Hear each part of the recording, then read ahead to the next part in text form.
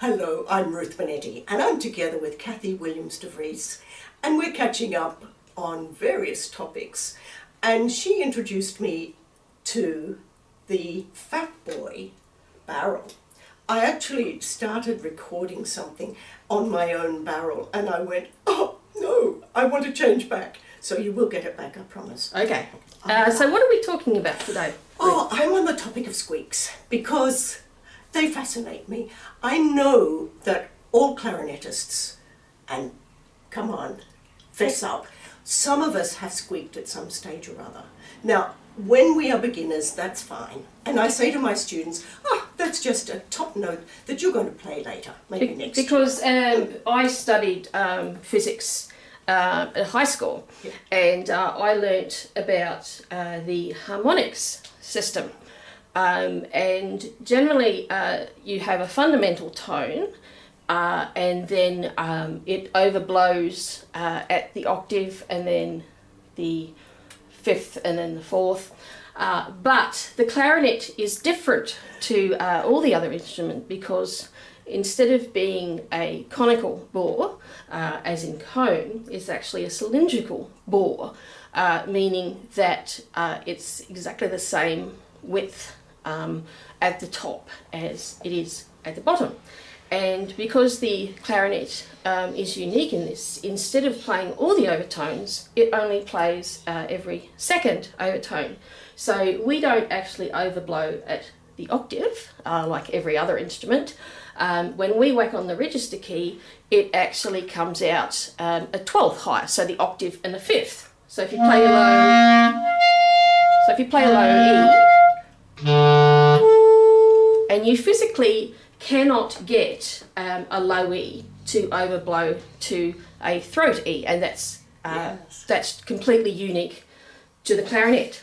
So can you tell us of a very well-remembered incident of a squeak that we were both at that particular concert? You're wise to who it was, but we won't divulge. No, but they came, they're a principal clarinet player in a London orchestra. Yes.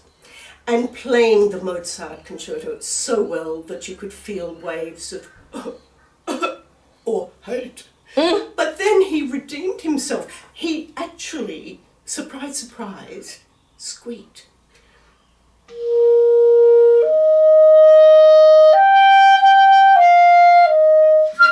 I made that up.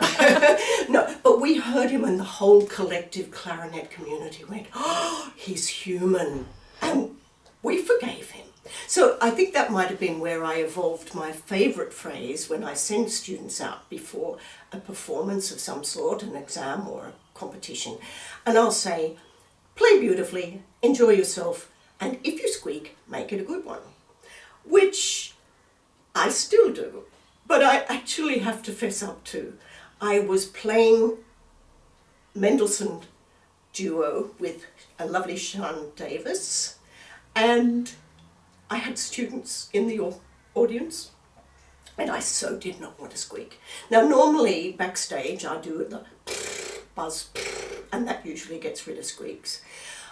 Even when I'm examining, sometimes if a student squeaks, persistently, I don't want to draw attention to it for a few, but if they do lots of squeaking, I say, oh, I bet you didn't squeak back home, did you? No. And I believe we have video evidence of such a squeak? Yes, yeah.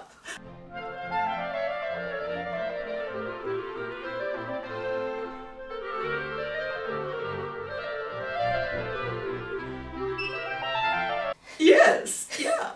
And so I get them to blow a raspberry, and then I say, oh, look, now you can say you blew a raspberry at the examiner, and they laugh, and that's the other one to get rid of squeaks. But anyway, I really was so determined to not squeak, and I had so many reeds in my reed guard, I'd done all the right things. And then afterwards, I think it was in the third movement, there was a squeak. And I just felt, oh no, I did not want to squeak. And for the week or two after, I beat up on myself. Don't we all do that? It's a bad habit. Yes. Oh dear. And I magnified that squeak way out of proportion until I heard the video and went, oh, I wasn't so big, I was only a little squeak. What am I beating up on myself for? And it just proves that we're human. So what causes a squeak? What sort, are you a certain mouth position? Are your fingers not covering all the holes? You're blowing too hard? Is your jaw clenched a little bit too tight? In that case, it would have been tension, biting on the reed, and here we have a few possibilities. It probably was that I was biting on the reed, and I'd still, by the third movement, I developed more pressure again. But with little students, younger students, I have my Squeaks page in Enjoy Playing the Clarinet, where I show them, if you squeak, you're normal, and here's why. The first one is most of them do not cover their holes properly, and so we'll get, and they think they've covered, and they haven't. And even a little bit off the holes can make a big difference. And the same one, the middle finger here. When you want to squeak, you can't bother. Well, There you go. And it's usually those, I think people think that this is higher, but I say D for down under, down lower than you think. And the other one is that if little fingers sit on side keys because they think they're making it easy for themselves, and then they have, that's a classic, the side key. And then this one, I call these minefields, asking for trouble. And then, yes, are your cheeks puffed? Maybe. And the other one is, have you got too much mouthpiece on in the mouth? And then finally, if all else fails, blame the reed.